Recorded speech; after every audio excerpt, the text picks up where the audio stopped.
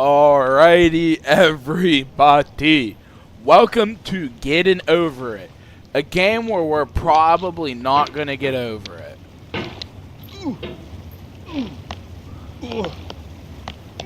Hold up, where's the motion blur? I hate motion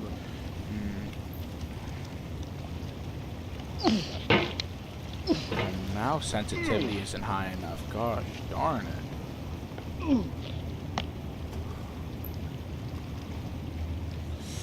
Alrighty, y'all. So we are playing Getting Over It today. Yeah, baby. You know? There's no feeling more intense than starting over. Ooh. If you deleted your homework the day before it was due, as I have, or if you left your wallet at home and you have to go back after spending an hour in the commute. If you won some money at the casino and then put all your winnings on red but it came up black. If you got your best shirt dry cleaned before a wedding and then immediately dropped food on it. If you won an argument with a friend and then later discovered that they just returned to their original view. Starting over is harder than starting up. If you're not ready for that, like if you've already had a bad day, then what you're about to go through might be too much. Feel free to go away and come back. I'll be here. Oh, we are not going away till we get over it. Alright, thanks for coming with me on this trip. I'll understand if you have to take a break at any point. Just find a safe place to stop and quit the game. And don't worry, I'll save your progress, always, even your mistakes. This game is a homage to a free game that came out in 2002, titled Sexy Hiking. The author of that game was Jazzuo, a mysterious Czech designer who was known at the time as the father of B-games. And B-games are rough assemblages of found objects. Designers slap them together very quickly and freely, and they're often too rough and unfriendly to gain much of a following. They're built more for the joy of building them than as polished products. In a certain way, Sexy Hiking is the perfect embodiment of a B-game. It's built almost entirely out of found and recycled parts, and it's one of the most unusual and unfriendly games of its time. In it, your task is simply to drag yourself up a mountain with a hammer. And that act of climbing, in the digital world or in real life, has certain essential properties that give the game its flavor. No amount of forward progress is guaranteed. Some cliffs are too sheer or too slippery, and the player is constantly, unremittingly in danger of falling and losing everything. Anyway, when you start Sexy Hiking, you're standing next to this dead tree that blocks the way to the entire rest of the game.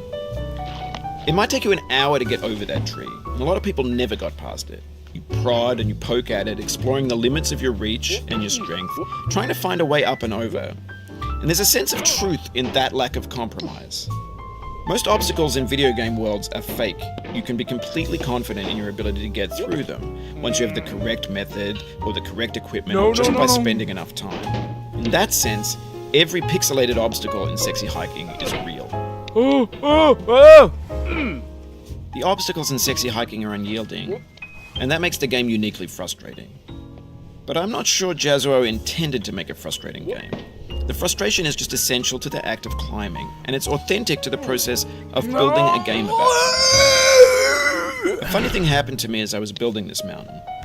I'd have an idea for a new obstacle, and I'd build it, test it, and it would usually turn out to be unreasonably hard. But I couldn't bring myself to make it easier. It already felt like my inability to get past the new obstacle was my fault, as a player rather than as a builder. Imaginary mountains build themselves from our efforts to climb them, and it's our repeated attempts to reach the summit that turns those mountains into something real.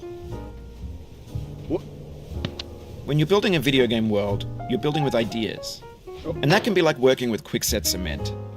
You mold your ideas into a certain shape that can be played with, and in the process of playing with them, they begin to harden and set until they're immutable, like rock. And at that point, you can't change the world. Not without breaking it into pieces and starting fresh with new ideas. For years now, people have been predicting that games would soon be made out of prefabricated objects, bought in a store and assembled into a world. And for the most part, that hasn't happened, because the objects in the stores are trash. I don't mean they look bad or that they're badly made, although a lot of them are.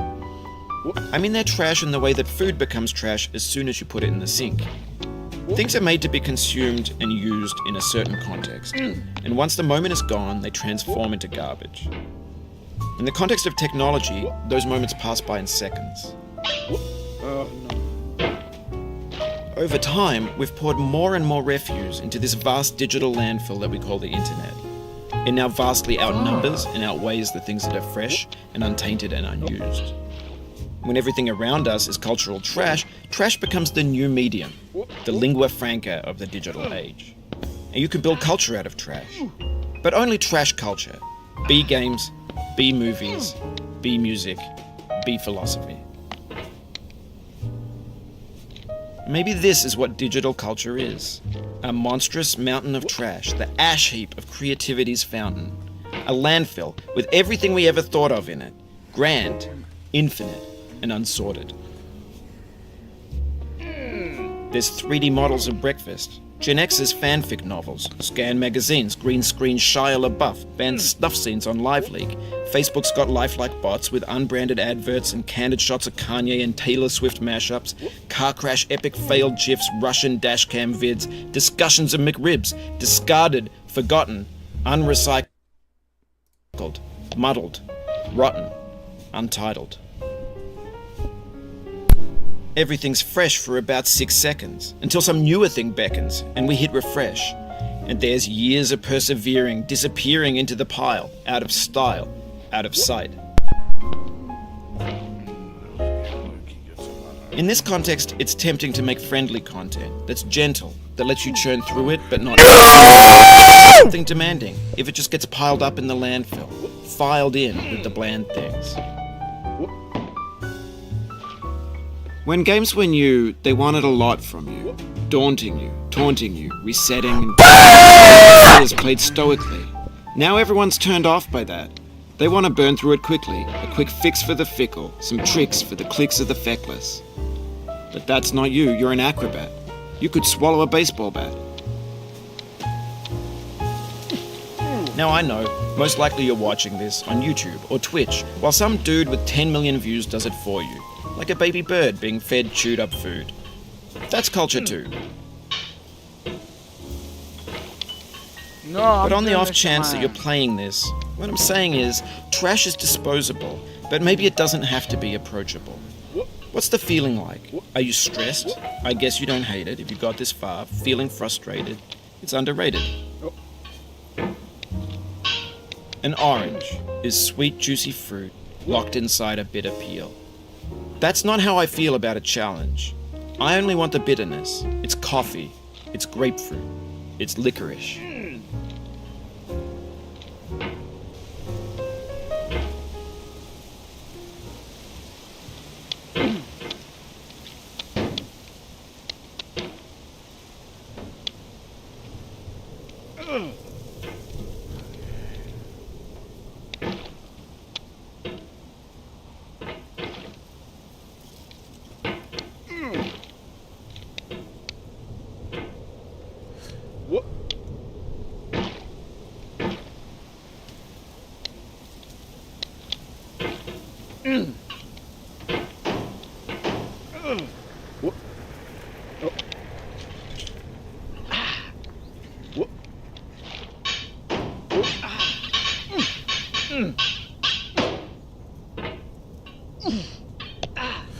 Oh, you just lost a lot of progress.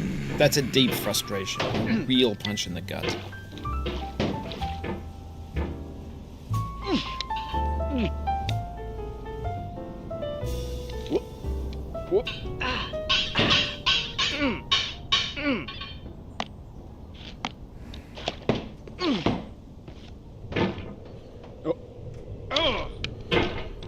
I need to slow this hammer down.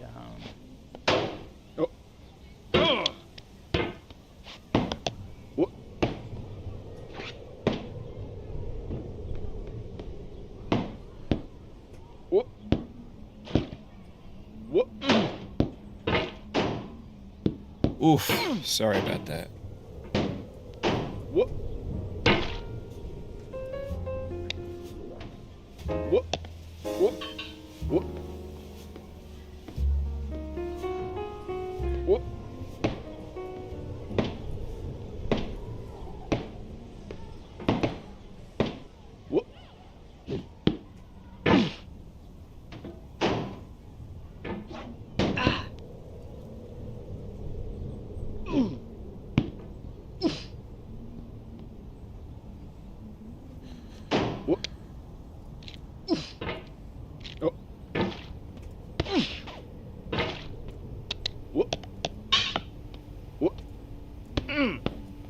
Whoop.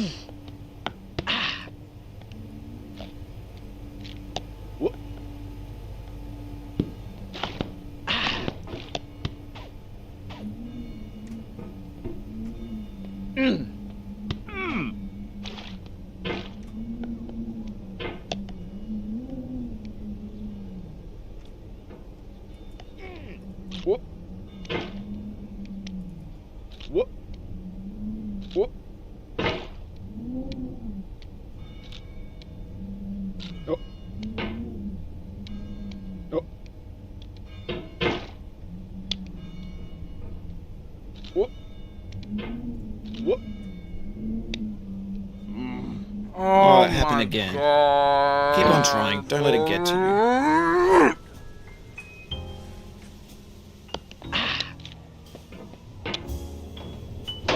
Oh. Whoop. Whoop. Oh no. Whoop. Oh. Whoop. Oh. Whoop.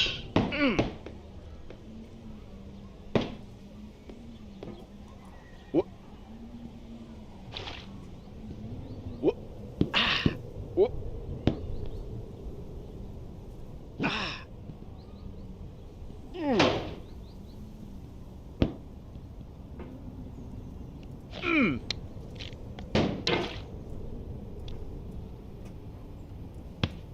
Whoop.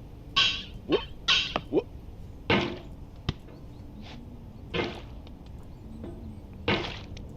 Whoop. Whoop. Whoop. Whoop. Oh no. Whoop.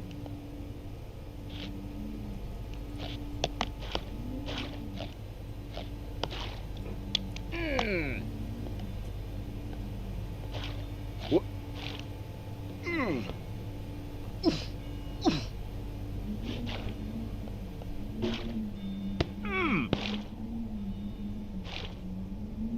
Oh.